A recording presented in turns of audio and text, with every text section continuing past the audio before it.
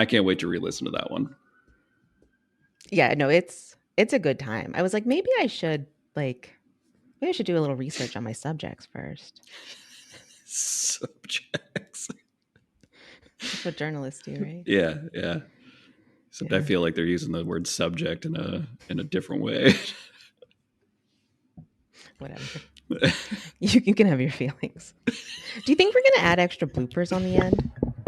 Like make parentheses, right? Like the intro at the beginning, and then the where are they now bloopers, like the current bloopers. Yeah. I have no idea because I'm not editing this. So maybe they'll just maybe we can just do like a wrap of you doing the goat voice. Yeah, I don't know that anybody needs to hear that again. Although, was that though your willingness to do that was exceptional. Well, I was like, surely he's going to fight me on this. No, like you were ready to go with a full script. I think it's the only part of that. The reason I remember that particular line is it's the phrase that I would use to like get into that voice to do the rest of the bit when I was doing it. So I always just remember that. It's so good. It's so good. Okay. You ready for this? No. Yep. No. Okay. Hey, welcome back. This week, we are starting a series where we turn back the sands of time and reintroduce the podcast hosts. I'm Danielle Van Hook from the Alden and McLean, Virginia, and I'm here with Kevin Maynard coming at you from Tallahassee with opening nights at Florida State University. All right, Kevin, you were chosen to be the lucky one who gets to go first. How does that make you feel? Like a lamb to the slaughter. Awesome. Just pretty much how I feel about anytime you pop in on an episode or come up with something for me. Ooh, foreshadowing. Yeah. Spoilers. So before each episode, I'm going to do a little "Where Are They Now?" update as a preface to the interview. So Kevin, your episode originally aired on November 29th, 2023, which is just about 1 year ago. So I'm going to imagine that not a whole lot has happened to you since then. Nope. Yeah? Pretty much all the same. So move on to the episode. You got any updates to just share off the top? Yeah, I moved 1,000 miles away from my home and am now living in Tallahassee, Florida, and running an organization called Opening Nights that is also part of the Florida State University campus. So tell us a little bit about that job. What are you doing? Honestly, I am back into programming at a much higher level. With Quad City Arts, I was doing a lot of really great stuff just in like arts across the board. Had a little bit of programming, but I had a programming director that took care of that function there. Here, I make the decisions for that and guide what this series looks like and what it can be and what it will grow to be. So what are you excited about for this next year? Oh, honestly, I am excited about like flexing that muscle of presenting and programming. Like we talk about it on the podcast a lot, but I haven't really had to do that, to really program for a community in a while. And so now I get to go back into that and like I said, flex that muscle. And it's been something that I've been like thinking about more and more. And that's been exciting. Like it's been a lot of fun to think about things that I get to show to this community. Has there been anything surprising that you've learned about the community that you think will inform that programming?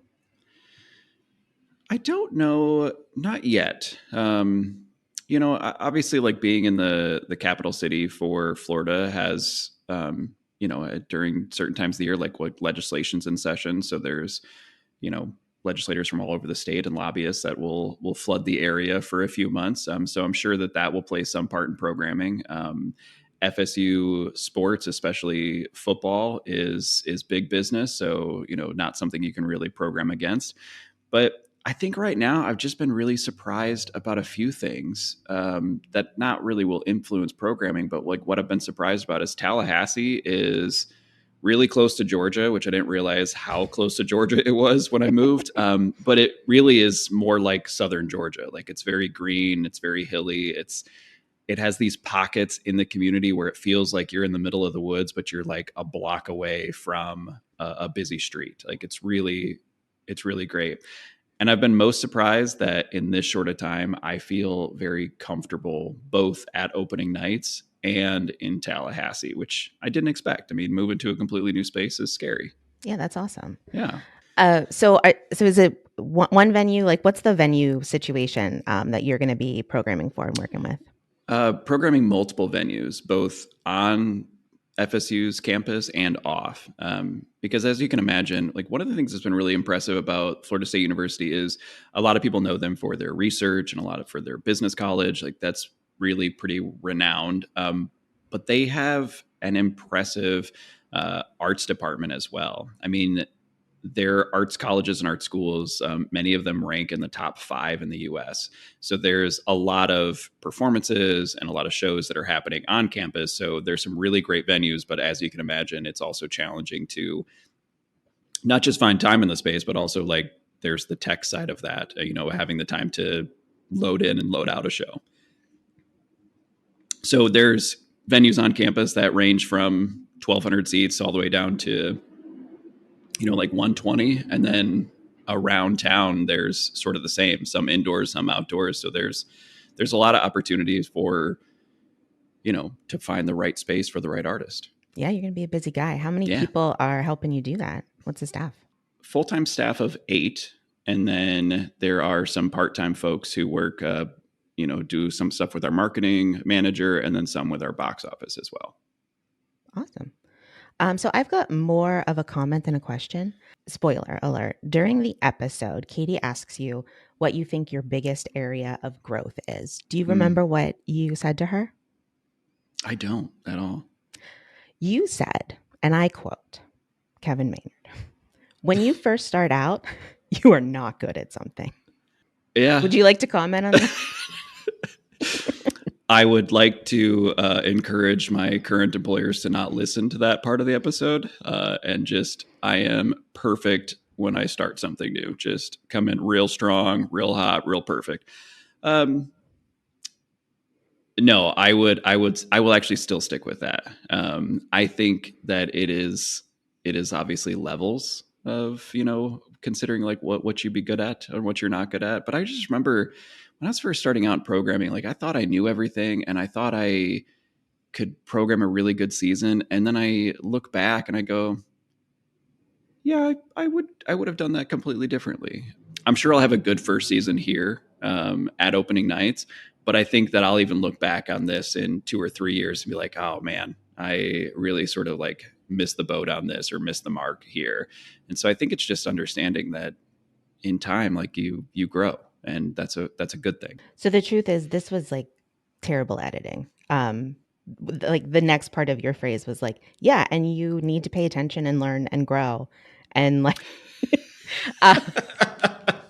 so the funny thing is, I really wanted to like wrap this part of the mini episode up saying that like, I hope that like the timing of this episode does allow for like the new people that you're working with and some of the new people in the community to listen to this and maybe get to know you a little bit better. Cause I'm sure that you haven't like rewound and started at the beginning, shown them your ventriloquist skills or lack thereof. And I think this is just like a really, like, I'm so proud of you. I'm so excited for you for this next year. And, I really hope that, the timing of this, like I said, and just like, honestly, there are different points of this where your willingness to just like go along with like what's happening and just like rise to the occasion is like grounds enough to be like, put that man in leadership. Danielle, thank you. That might be the nicest thing you've said to me. I do say one other nice thing to you later in this episode. Yes. So that's a good teaser. Re-listen. That's a good teaser to throw in. Here we go. Hello and welcome to There's No Business Like, a podcast where friends and industry colleagues explore topics and interview leaders in our industry of professional theatrical touring. Welcome back to There's No Business Like. I'm Brian Zelmer from KU Presents in Kutztown, Pennsylvania. And today we feature the 5th and final of our Interpodsquad interviews. Co-hosting this interview with me today is fellow presenter and podcast host, mural artist, fountain lighting designer, outdoor ice skating rink chief, and many other things, including a good friend. Welcome, Josh. Sadly, all of that is true. Josh Benson, rocking it from Marion, Illinois. You sure about that good friend part? It seems kind of cocky. And today's test subject, interviewee, is none other than our friend Kevin. Hi, Kevin. Hi, Brian. Hi, Josh. And that's Kevin Maynard with Quad City Arts. Oh, yeah. Sorry. Kevin Maynard, Quad City Arts, splitting the border between Iowa and Illinois. We'll talk a little bit about that in a minute. And before we go too deep into what you do, can you just give us like the elevator pitch of where you work and what your role is and what you kind of do in that role? Yeah, so I am the executive director of Quad City Arts, and Quad City Arts is an arts organization that does basically just about everything in the arts. We have a performance series. We also operate 2 galleries, one in downtown Rock Island, one at the Quad Cities International Airport, as well as host a number of community events and public art, including sculptures and murals. And we also have a great program that employs young adults to create public art in our community. And my role there as the executive director is sort of to organize all of that and work with a team of 7 to make sure all of that happens, and really to make sure that our artist gets paid and, we have the funding to continue to do these great programs. So before we get into the Quad Cities or 19 cities, let's start back in where you began in the arts as a wee little mustachioed 6-year-old Kevin Maynard. I'm just assuming the mustache has always been there. How did you get involved in the arts to begin with? And then talk to us a little bit about how that progressed for you.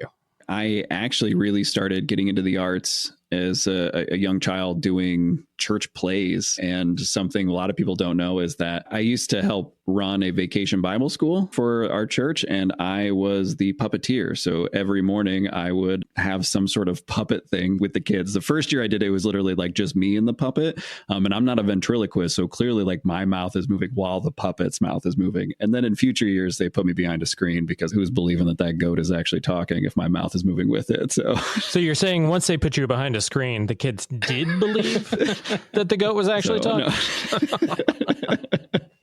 I think, that suspension of belief for a little bit. But about 4th or 5th grade, I started playing football and loved football. Thought it was actually the greatest thing. And then in 8th grade, it became more about winning. And I realized that what I liked about football was just playing football with my friends. And then when it became about winning, I was like, this is not fun anymore. So I quit football and I had extra time. So I was looking for something to fill that time slot, and the high school in Geneseo was looking for men to round out the cast for Cinderella. So I said, yeah, I'm in, and went and was in the chorus for Cinderella and absolutely loved it, and met somebody by the name, now Stephanie Taylor, and she got me involved with literally everything arts related in high school. And I fell in love with that. And at one point I really thought that I was going to be an actor. Like that's what I was going to go to school for. And thankfully, before I even started college, I realized that that's not me. Like my brain wouldn't allow me to not know where my next paycheck is coming from. And I have a lot of respect for people who can do that and can do that hustle. But I think what I loved about performing was more as a hobby. It wasn't where my meal was coming from. So I actually sort of did a 180 and went to college to become an accountant. How did that seed get planted, Kevin? My older brother is an accountant. I became a CPA and, had a steady income, seemed to be fairly happy and, successful. And so I've always enjoyed numbers, enjoyed math. So I was like, oh, this makes perfect sense. So that's why I chose that when I went to college. But yeah, then when I was at Western, I joined an arts presenting organization. And that's what I started learning about the arts industry, what we're doing now, bringing artists onto campus. I had a great mentor named Mike Music, who literally taught me everything I learned about the industry. He let me help out with contract negotiations and reading contracts and, learning that stuff. Thanks to him, he offered me an assistantship to continue on to my master's. I got an MBA and I ran the box office on campus while doing that. I didn't actually realize or put it together until my final semester of grad school that what I enjoyed on campus about booking artists and bringing them into campus, that's a real job, that people outside of college get to do those things. So I, after all that clicked in my head, I started looking at theater jobs and then landed my job at the Orpheum Theater. So tell us a little bit about the Orpheum Theater whenever you started there, what it was like and where it was at, and then what direction you were able to guide it as you were there. Yeah, so the Orpheum Theater was in sort of a rough position when I first started. At that time, I was 24 years old. The theater itself was financially unstable.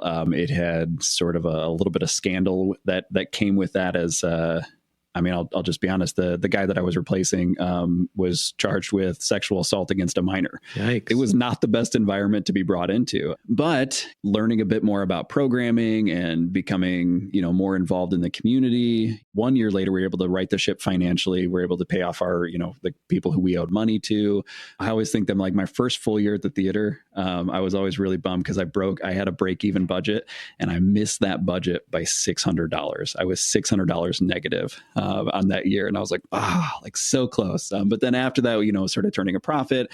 And we were able to, with that success, be able to do a capital campaign where we raised $1 million to help renovate the theater, put in a new sound system and, new carpet, clean up the front of the building, like all of these things, but that took time. It was relationship building. It was programming. It was becoming connected in the community in a way that the theater hadn't had a director to do that in a while. You talked about your financial background. I'm just curious how that guided you or informed the way you approach the work. And did you see any benefits from having that kind of route versus some of the other routes that people get here? Yeah, I think there was a really great benefit just because I understood the financial side of things. And I think that's really what helped sell me to the board at that time. So, it was beneficial to get me that job, but I approached that job literally from a numbers aspect. When we talked about programming, especially my first couple of years, and we talked about rentals, like it was all about the bottom line. It was focusing on, how much we could spend, how much we could make. And so there was some really great things that happened from that. And now I've realized that some of that financial background does hold me back a little bit. Can you talk about that a little bit? Yeah. So when I was first booking artists, like I honestly was afraid to go too high with a guarantee or was afraid to, I don't want to say take a risk, but to just, push me a little bit out of my comfort zone because I'm very cautious when it came to the financials. But after a couple of years, started realizing that certain artists that you can go higher for, you can sell more tickets for, different ways to work a deal. So I was no longer focusing on things that we could afford at a very low range. And the first couple of years like that was the focus because I was so concerned about the financials. But then, I started realizing that there are other ways that I can balance that where we can pay a bit more, sell more tickets, those kind of things, and not be as cautious and as conservative as I was with that financial approach. It sounds like it was a gradual learning curve for you to get to that point. Yeah. At what point in your career would you say they kind of met and matched up where you have a good balance of both sides? Honestly, my final year at the theater. I spent about 5 years at the theater, and that was about the time where I think that really balanced out. And then when I came here to Quad City Arts, like it was a whole new world. A whole new ballpark as far as, what I was doing.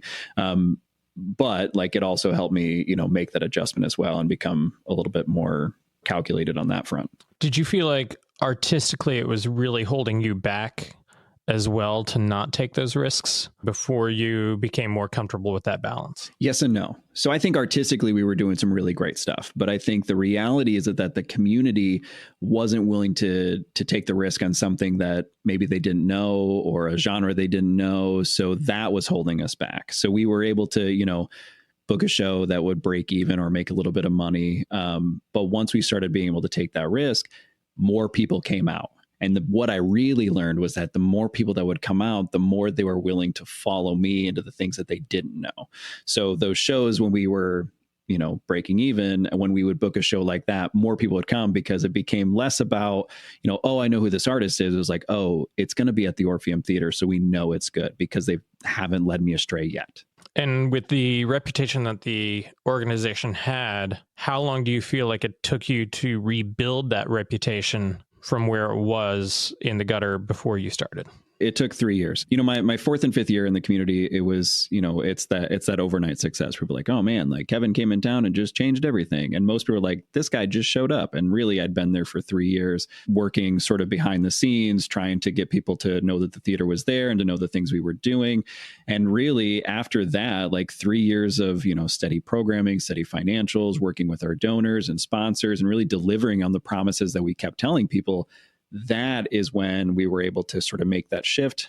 And I made that sort of financial shift. We started bringing in some larger acts, and then really started going, hey, if we want to continue to do stuff like this, we need to raise some money. And that's when we went into the capital campaign after 3 years of me starting there. When I started, that was the plan. The board was like, well, we're starting a capital campaign. And I was like, oh man. And I pushed that off until I was like, I think now we can, like, let's right the ship and then go into a capital campaign. Kevin, can we jump a little bit now forward to where you're just arriving at Quad City Arts? And it's a very different kind of work that you had at the Orpheum. First of all, I'm curious more of what you do. You kind of touched on the highlighted version, and I've known you for a year now, year and a half, and I still don't quite understand everything about Quad City Arts. Can you go a little bit more into, what it is you do and then how you do it? So Quad City Arts is a regional arts organization. And so we are... And how many cities does Quad City Arts serve? Well, this is where it gets complicated. So Quad City Arts actually services 6 counties, 3 on the Iowa side, 3 on the Illinois side. In Quad Cities proper, there's actually 5 cities. And depending on who you talk to, between 7 and 19. and just for the listeners, they hear us call ourselves the Quad Producers. And I've been asked multiple times, why are you calling yourselves the Quad Producers when there's 5 of you? And it's because they missed that story. It's because Quad Cities is not 4 cities. Yeah. For an accountant, you guys are super bad at math. I will tell you, one of the things that really cracked me up my first year, my first month here, they had a mayoral forum that the chamber hosted. And so it was like, oh, the city's mayors are coming together where they're going to talk about, the state of the Quad Cities. And I went there and there were 9 people on that stage. And I went, really missing a couple here. So. But the reality is that, I think what everybody would tell you here, and especially like our visitors bureau would tell you, like the Quad Cities at this point is a region and not just, the core cities. So Quad City Arts, we are part programmer, but also part arts council. So there's some aspects of our job where we focus on the advocacy work of the arts as well as granting. So we have a re-granting program we call Arts Dollars, which we always tell people, like, what we're doing is we are writing the big grants so that smaller organizations don't have to. So we're doing all that large paperwork and the final reports so that we can give out, grants between a $1,000 and $5,000. That for a smaller arts organization is like a game changer, but they don't have the ability, the time to write a grant for $100,000. Outside of re-granting, we also have 2 visual arts galleries, one in downtown Rock Island, one at the Quad Cities International Airport, that showcases regional artists. And so for us, a regional artist is within a 250-mile radius. And all of these spaces are juried. So there is a panel that reviews these and selects what's going to go into both of those spaces. In the visual realm, we also have a public sculpture program, which rotates public sculptures throughout all of our cities. In a given year, we will swap out like 20 sculptures. So 20 will come in, 20 will go out. And then we also have this really great program called the Metro Arts Youth Apprenticeship Program, which pays young adults ages 15 to 21 to create public art under the guidance of a professional artist. These are all paid assistantships because we believe that from a young age, like, artists deserve to be compensated, and they should be taught that from a young age that it's okay to be compensated for your artwork. In fact, you should be compensated for your artwork. So we make sure that, we pay them to sort of hone this craft, build this talent, and, give them opportunities to do that outside of that program as well. On that note, is exposure considered compensation? Absolutely. I'm being sarcastic. No, I know. Outside of the visual arts, we also have community events. So some of that is our Festival of Trees, our Chalk Art Festival, a Festival of Fine Art, and really all sorts of events that we do that are, public events in our community. And then we have our performance section, which is our Visiting Artist series, and that brings in national and international touring artists and primarily puts them into our public schools. And about 6 of those will do a full-length public performance as well. So we don't actually own a venue to where, we have the gallery space, but we don't actually own a performance venue. So we actually work with all of our schools and different theaters in our community to make those events happen. Now, is there anything like a parade or anything attached to the Festival of Trees? We do have the largest helium balloon parade in the Midwest that happens at Davenport, Iowa, as part of the Festival of Trees parade. It is honestly the best parade I've ever been to. So, Kevin, I have 2 different questions, but first, you're a re-granting organization, and I'm sure that comes with a lot of rules and a lot of regulations because of where that money comes from. Can you just talk a little bit about that? Yeah. So, we work with a couple different funders to make that program happen. And so one of those funders is the Illinois Arts Council agency. So obviously those dollars can only be given to organizations in the state of Illinois. The other organization is a regional organization or a regional foundation. And so we're able to grant that on both sides of the river. So for part of that, it's just making sure that we're spending the money in the right places, allocating it that way, but then also making sure that it aligns with our funders' needs and what we wrote that grant for. Most of our funders for this program are pretty lenient on what they will fund. Like the biggest thing is that it obviously has to support an artist or an arts organization. Can you dig a little bit more into the logistics of keeping those funds from Illinois designated for Illinois and what that actually looks like from a technical standpoint? Actually, can I tag on to that? Are there different advisory boards for these different areas or different states as well? We'll touch on the advisory boards. We do have a grant panel, and it's actually made up of regional folks. And we actually usually try to get 1 or 2 people that are from outside of the Quad Cities to assist in reading those grants as well. It is the same panel for both sides of the river. They sort of recommend everything as a whole, and then we worry about the breakdown of the financials. Thankfully, like where the dollars come from, rarely sort of plays in because we're now at a level where both of our funders are at a fairly high level. So we just sort of need to make sure that there's kind of an even mix. It's very rare that we get into a position where the grants that the panel are recommending have to be rearranged because of where the organizations are located. But for us internally, to make sure that we separate those dollars, we obviously we create budgets, we create spreadsheets to make sure, that we break down where those dollars are located. Part of that grant application is where they are located to make sure that we're sending the dollars to the right places. Internally, we also earmark that in our QuickBooks to make sure that those dollars are restricted dollars for that program, but also sort of that state as well. And you talked about events that you produce and present, but you also support local organizations. Is there ever any kind of conflict about, people saying, oh, you're competing with us and supporting? Are there any issues with that kind of dichotomy? Less and less as time goes on. There's always that sort of concern. With arts dollars, we also do not support anything that would support our organization. So for instance, if somebody wanted to write a grant to give them enough money to put a mural on a wall, but they want Quad City Arts to facilitate that mural, or they want it to go through the Metro Arts Youth Apprenticeship Program, we don't accept that because we don't want to muddy the waters on sort of, we're granting dollars that are going to come right back to us. Seems a bit unethical.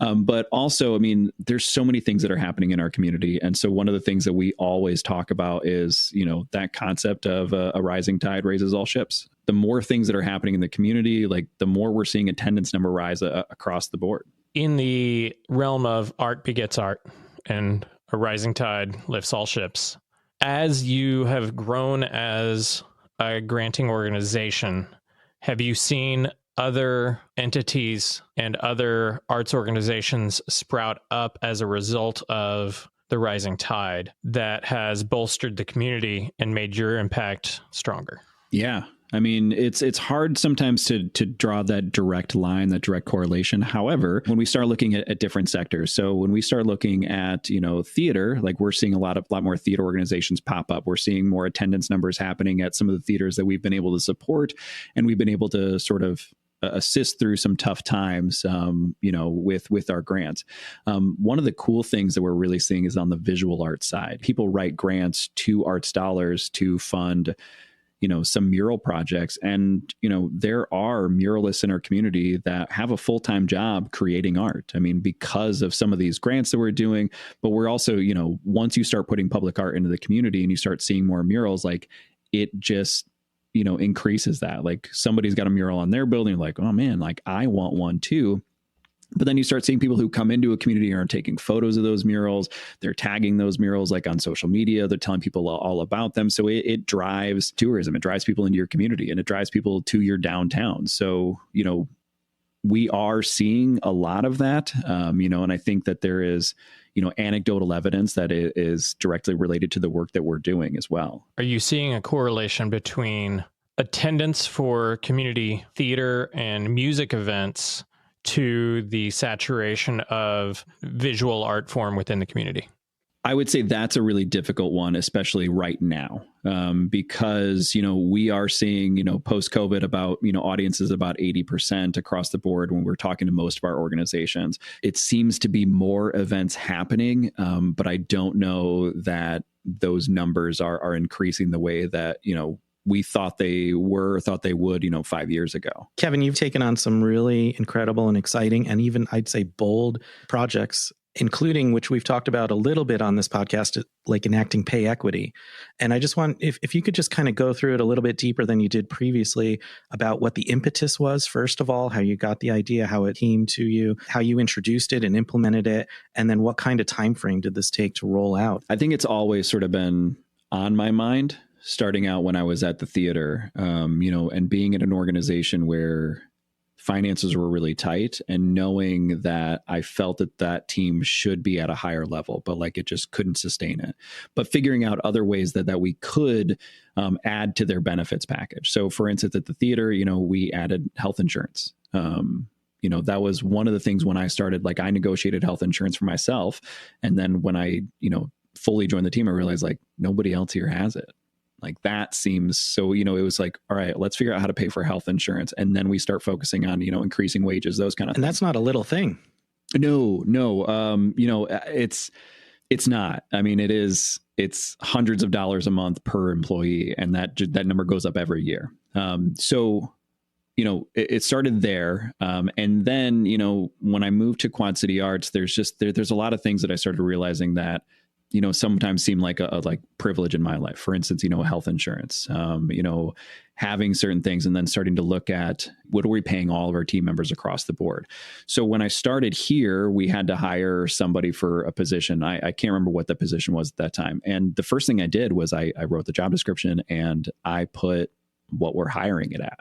Selfishly for me, it was like, I don't want to fall in love with someone and then tell them, and then they're like, oh, like I can't come to work for you for that amount of money. Like I didn't want to waste my time. I didn't want to waste their time. Like that was my whole reason for doing it at first. As soon as I did it, and I sent it to, our team, I had different members of the team thank me for that. They're like, thank you for being transparent about what we're hiring this person at. But then I started realizing that it serves a larger purpose than that. That led me to sort of really look at our wages. And I sort of had this fear of like, I never wanted to be the top of an organization and, be like one of those stories where like the CEO makes, 400 times what the lowest employee makes. And so I started looking at, some of those ratios just with our part-time employees, started looking at different things, but that led me to just looking at what we're paying our team in general. Is it sustainable for the region, but also is it what they should be at in the industry? Like not just, for our region, but like, is this competitive? How did you find the answers to that? Because back then, not a lot of people were sharing. No. One of the things that I did was I pulled some information, I want to say from Americans for the Arts. And this was like old data from like 2015, 2016 area for the information that they had for across the industry. And so you could break it down to, population as well as, some sort of jobs. So there was like, okay, well, what are our jobs sort of line up in the ways that they've described that? And then I took cost of living increases for our region and just added it year over year to see like this is where our team should be. And that's what I proposed we move our wages to. And it was a jump. And the first time I proposed it to my executive committee, they shot me down. They said, nope, this is too much. This was 2020. When I was, and so I get it. Like, I understand, So a financially stable time. Yeah. Everything's going like really great. Was this before the pandemic or during the pandemic? This would have been during, it was during the pandemic when we were talking about this. But like part of that was like sort of seeing the writing on the wall, like people like having enough time outside of work, different COVID benefits, and going, starting to see people going like, I'm not going to come back to work for nothing. And we were paying our team better than that. Like, we didn't have that issue. We weren't going to be worried about them, wanting to jump ship because they could, make more money doing various other things. They also love what they do here, like, which is what I love about my team. But I could see that, costs are rising. Like, how do we, and I felt that some of our team should have been paid higher. So, my board shot me down. And then sort of the interesting thing is you started seeing all these, articles in the New York Times and, local papers about, people quitting because their wages aren't high enough or looking for other jobs, those kind of things. And one by one, my executive committee started messaging me or sending me emails being like, I think we need to adjust wages. And I said, yeah, we do. And so we did. And what I originally proposed is I wanted to jump everybody in 1 year and just like, let's take a big cut here. They actually were probably smarter than I was, and we phased it in. And so now one of like what we try to aim as a commitment is, we are trying to keep wages where they are, but like move them incrementally with the cost of living. Cost of living allocated to the Midwest, like not the national average, but the Midwest, which tends to be just a little bit lower, just because, food costs are a little bit different here. My cost of living in Rock Island is much lower than, people's cost of living in New York City, that kind of stuff. So, I mean, we've had some big years with cost of living increases. And so far we've been able to commit to that and make that happen. We also are very honest with our staff about like when we made that big jump that like we told them like we are correcting some things and don't expect, this big of a jump in future years. The other thing is that it takes a lot of financial oversight. For instance, in one of those years, we jumped, I think like 13, 14% in payroll to make some of those adjustments happen. So, we have to make sure that we can afford that and that we can afford that into the future, like keep that sustainable. One of the ways that we do that is obviously like, we fundraise, we do grants, we, focus on our programming that can bring in more revenue. But when we talk about our staff and we talk about our team and we talk about, our programs, we don't talk about our staff as overhead. They are a program cost. Like, I cannot have the Visiting Artist Series without Margot. I cannot have our visual arts galleries without Dawn Wolfer-Metallo. Like, those things don't exist without those team members. But also, like, they don't exist without that support staff either. With our marketing person, Alex, like, if she doesn't tell people about those programs, they also don't have attendance. So, like, these are all program costs and they are not overhead. That's super important work. And kudos to you for implementing that. How has the people that you had to convince in the beginning, have they fully come around and been supportive of it now? 100%. They see the commitment of the staff. I mean, the staff has always been really wonderful here. I mean, the team really do believe the mission and love what we do. But when you start telling them, that like, hey, you're doing a great job, but we also want to make sure that you that you have a good wage, like that's important. Speaking of the staff, how was their reaction to all this? I'm sure they were happy, of course, but I mean, did you see any other impact? Was there any other feedback directly from them? Mostly just a general like happiness about that. But also I think, one of the things that we talk about is when we post a new position, I mean, it has the salary range right on there. I mean, we don't don't hide that. I mean, obviously, like we're still not, sitting around the table comparing salaries and that kind of stuff. But I mean, if somebody is being hired into our organization, they know the range that they're going to be within. There is a reality that for some of the team, we would not have had to have made that adjustment. They would have stayed here regardless. But if they weren't, like if they left, like this is what it would cost to replace them. And if we're willing to pay somebody else that much to replace them, like why aren't we paying that person that much? I don't know if you've seen This Is Your Life, but we have a special guest. What is us. this? Son of a bitch. Ding, ding, ding. Danielle Van Hook from the Alden, also co-host of There's No Business Like. Hi, Danielle. Hey, that son of a bee sound means that it is time for your lightning round. Gotcha. Oh man, this is a gotcha moment. Thought I was going to be all safe on this one. Surprise, lightning round. Kevin, are you ready? Absolutely not, but let's do this. Let's do this. Kevin, your lightning round. 1. Is cereal a soup? No. If you could collaborate with any artist on a special program, who would it be? Carol Burnett. Ooh. Carol Burnett's been on my bucket list to present for years, and it's probably not going to happen, but I would just love that. What famous person has the most comparable mustache to you? Raleigh Fingers. Do you know how to use a knife for eating purposes? I've never seen you use a knife. I do. Yeah. I mean, are we talking like, just for steak or like, when you want to get really fancy and use both at the same time? Because that is not a skill that I was taught as a child, but can do now. So I mean, it took you how many years to learn how to use a fork? I mean, of course you weren't taught that skill as a child.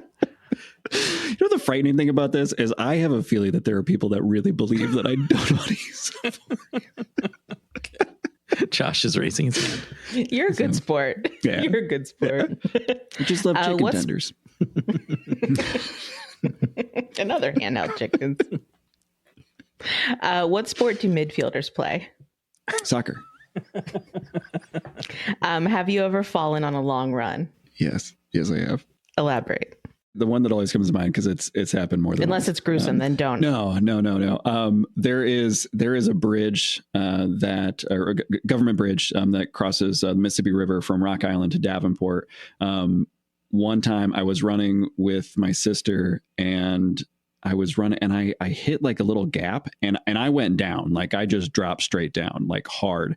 But what always cracks me up about this is that my sister has kids and she treated me like her 4-year-old son had fallen and like was like, oh my God, is like leaning down to pick me up. I was like, get off of me. What are you doing?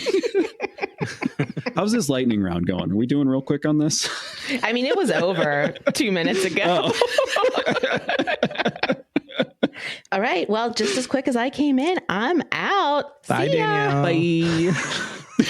So now that we're back to just us, Kevin, as you know, because you had it away from me for a long time, we have recovered the time machine. I would never. We have it working again. Hey, where'd you find that, by the way? I'm not sharing that, and you will not borrow it anymore alone. Okay. But I'm going to let Josh use it right now to bring us back in time to a point in your life. So I want to go back to that moment when you decided, hey, accounting's not really for me. There's actually a career there in the arts. What advice would you have for yourself at that point during your MBA in realizing that arts administration was an actual career path? If I could go back, I would tell myself that there are a lot of opportunities in the arts, that there are more things that you can do aside from running a venue or programming a venue. I've probably learned that more in the past 2 years than any point in my career, but I think I would tell myself that. Yeah, I think that's it. So Kevin, I know professional relationships are very important to the type of work you do and how you've advanced the way you have. I'm just curious, and I'm not talking about mentors necessarily, but just simply your networking and your professional developments today. For someone who's new in the industry or a student or somebody who maybe is just a little bit isolated, what advice do you have for them to start networking and building relationships in the industry? Just do it.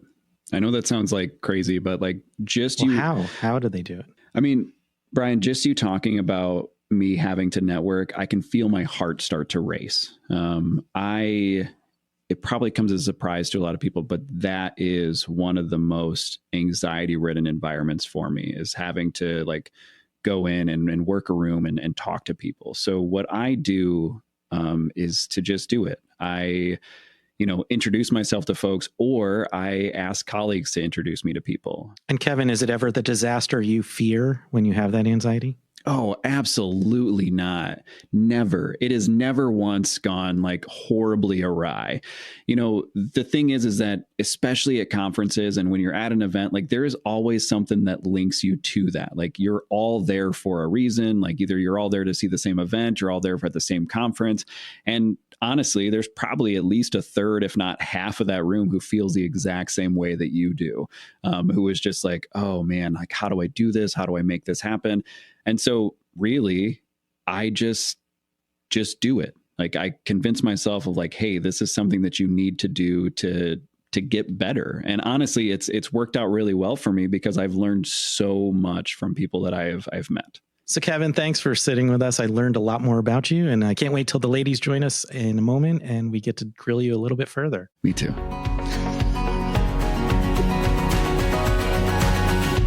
All right. Hey, we are back. So Kevin, we finally got to listen to your interview. And quite frankly, I'm impressed. Thanks, Danielle. I appreciate that. After getting to the end of an interview where I truly learned a ton that I'm going to take with me. But oh, here it is. Who is the man behind the mustache? What does he do when he's not working? Balancing spreadsheets. That's all I do. All right. What do you want to know? I'm an open book. Oh, we're going to find out. Yay. In what I'm going to call a rainbow round. Because you get a rainbow after the storm. Good. All right. Number one, where are you from? I was born in Spring Valley, Illinois. And then my family moved to Princeton, Illinois, and then to Geneseo, which is where most of my family lives, which is pretty close to the Quad Cities. All right. What did football player Kevin want to be when he grew up? A football player. I wanted to be a pastor. Yeah, didn't see that coming, did you? I didn't. No, I didn't. No, not at all. Well, good for you. Did you ever have any other? Not touching that one. Let's go. Yeah. I mean, I'm not a professional enough interviewer to know where to go from there. So. Did you have any other non-arts jobs? Well, my first job was detasseling corn, which I think most people do in the Midwest. You can't talk about that on this. Oh, sorry. Anyone else confused? Because I've never heard that term before. You've ever heard detasseling corn? What about sounds like it's not. deroguing? Do we need a not a suitable for work warning? No. Okay. I mean, detasseling corn just is basically it helps, so that the corn doesn't mate. It's just really I know you guys get works. really bored out there in the cornfields. And I mean, I got some stories. It's when you start pulling on the silk. Well, this is now a farming podcast. See, this is the content I was looking for. What were some of your favorite roles you did as an actor? Probably my all-time favorite would be Eddie Pazinski in Over the Tavern, which is a great trilogy set in Buffalo, New York, and playing George Bailey in It's a Wonderful Life in a radio play. Those are probably my two favorites. Other than being the clearly amazing leader of Quad City Arts, what else do you do in your life for fun, for not fun? Yeah, I guess outside of work, I run. I like to run long distances that most people would just take a car for. And then I also play deck hockey. So our final question is, and this is not optional, is I need to hear some of that Vacation Bible School goat voice. well, Kevin, you do need to get out of our camera, though. Only your hand can be in the shot because we can't believe it if we see you. Oh, that's a good point. That's a good point. Just sorry. Is this... Yes, that's perfect. For our listeners, he's turned his camera and all we could see is his hand. So it's just it would just be my voice. And then it was introducing, his name was Billy the Goat, because that's how those things go. But that voice was I braved rainstorms. I braved snowstorms. Bravo. That was a good voice. I don't know. That's all I got. Do you want me to end it for you, Danielle? And that was the rainbow round. Pause for sound effect. Kevin, you are obviously very knowledgeable about a lot of aspects of your job, but I know in your transition from the Orpheum to Quad City Arts, one aspect of your job that was a little bit of a learning curve for you was diving more into the visual arts side of things. So what was that like, really trying to learn a whole new medium and learning how to administer programs like murals and visual arts education programs and art galleries? Because while we talk a lot about performing arts, visual arts are also a really important component of our industry, because a lot of venues also do have art galleries and do similar programming to what Quad City Arts does. That's a great question. I would say that first and foremost, I relied on our visual arts director here. Dawn has 20 plus years experience in that role. So she knew how to handle all that. And so I did what I do with most jobs. The way I approached the theater was just listening and learning, like having conversations. And so learning how the gallery side of things works, learning how we jury our shows, but then also talking with other colleagues in the industry on the visual arts side of learning how they jury their shows to figure out, how can we bring in more artists on that side of things. With the public art aspect, I just reached out. I reached out to, communities and organizations that I thought were doing really cool work in public art. So one of those being Marshalltown, Iowa, is a small town, but they've got a really great, thriving mural and public art scene. And so it was just reaching out to their executive director and going, how did you do this? What's the best advice? Amber's advice there was just do it. And you're not going to do it perfectly, but you'll learn from it. And then the next time you'll do it a little bit better. And the time after that, you'll do it a little bit better. She's like, they have done dozens of murals. And she's like, and I'm still fine tuning that process. That was a big confidence boost. Just going, you know what? Somebody who's been doing this a bunch of times is still learning. So it's crazy to think that right out of the gate, I'm going to be perfect at it. And that's what we're doing, and fine tuning that process. I did want to go back, though, and ask you a question about when you were talking about running the Orpheum.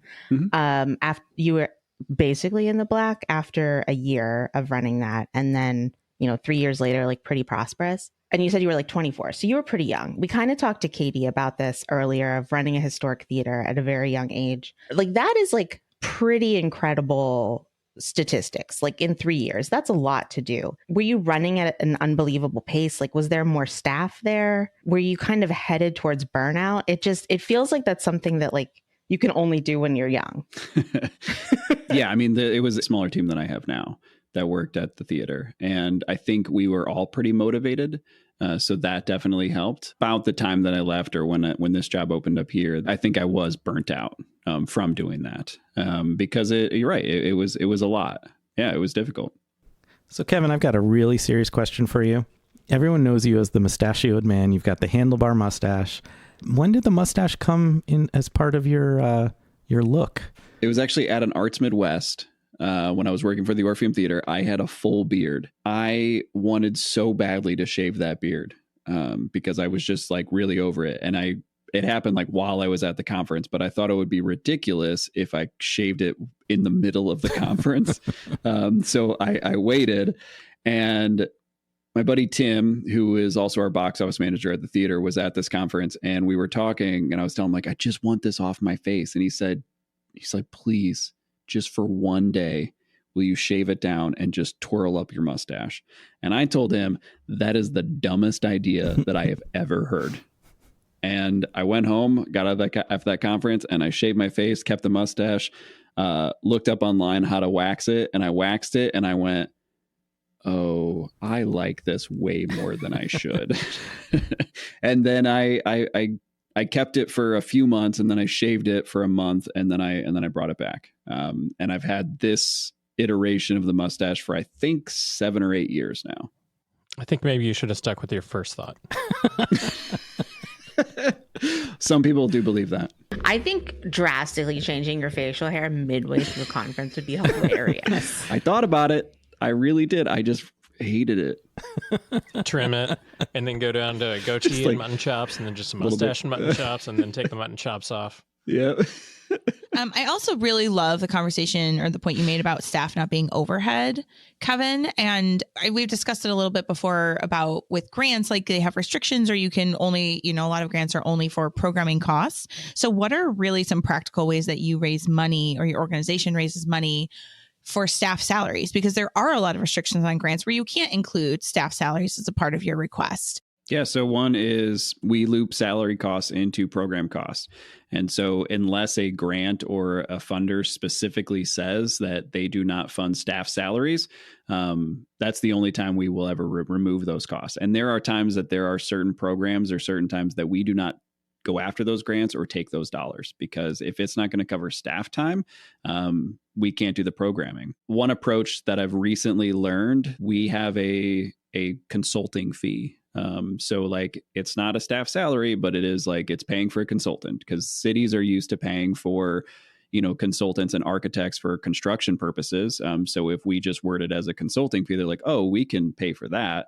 But for us, like it's allocated towards staff time. And for the most part, most of our donors support that, because on the flip side of that is like, if we're paying our team well, they can also go support our sponsors or our donors' businesses or just, other businesses in the community. Kevin, I think we all really appreciated hearing about, your journey and your big successes as a leader in both the Orpheum and at Quad City. But what would you say has been your biggest area of growth? Maybe more personally than professionally. What's the biggest lesson you've learned? Primarily the mustache. Yeah. Yep. Throughout that you've taken away from these experiences. That when you first start out, you're not good at something. No matter how much you think you know or how much you actually know, like you are not good at something when you just start out. And so it's realizing that there is a lot of growth there. When I look back and I think about my start at the Orpheum Theater, I thought that time, like I had a crazy level of confidence and thought I was really great. But looking back, I mean, there was a bunch of missteps that I made. And that's a natural thing. Like people don't tell us that when you're just starting out or you're just leaving college, you're just getting into a new role, that you're going to suck at that role for a while. Like it's going to take some time to get better at that. And I think learning to accept that and learning to embrace that has made a lot of difference for me. So I think that's one area of growth. I also think I've had a lot of growth with the way that I talk with people and the way that I lead. So the start of that was reading a book by, I believe her name is Kim Scott, called Radical Candor, which essentially, like, there's a lot in that book, but essentially it's just open and honest communication and like why you should have those difficult conversations. And really comes from a place of love and caring. And so when you have those difficult conversations with your team, it helps them do better and honestly makes them happier in their job. And so having that knowledge changed the way that I, talked with my team. For the longest time, I had that business mindset where it's like, oh, like you are not friends with these people. Like these are your employees, and there's that big divide. And I don't know. I think that like there's a shift that's happening or has happened. And it's okay to be friends with your employees. Like there's obviously a boundary there, but it's okay to care about them. And so I think those two areas, I think, are the biggest growth that I made. And that has made the biggest difference. And I'll argue that it's not just okay to care about them, but it's important to care about them. And it's a necessity within that. 100%. Yeah. And I wish more people took that approach today, even though it is changing. We're seeing a lot of change within our industry. I just recently heard a business basically saying the opposite and how it's detrimental to become friends and blah, blah, blah. So, I mean, it's still prevalent out there. Bryan, Kevin, thank you both for sitting down for the interview today. Katie and Danielle, thank you for chiming in and filling out the out here at the end. Kevin, it was great to know more about you, more about your background, especially your puppetry skills. So thanks for sitting down with us today. Everybody catch us next time here on There's No Business Like. All right, everyone. Thanks for listening to There's No Business Like. Our producers and hosts are Bryan Zelmer, Josh Benson, Kevin Maynard, Katie Miller, and me, Danielle Van Hook. Views expressed in this podcast are ours alone and are not reflective of the organizations we are a part of. Keep up with us at nobusinesslike.com. There you'll find links to all of our episodes and socials. If you like this podcast, give us a like, a follow, a review, or our favorite, a 5-star rating. Oh, wait, what was that site? I got it, don't worry. It is nobusinesslike.com. Do I sound out bus-I-ness every time I type it? Yep, sure do.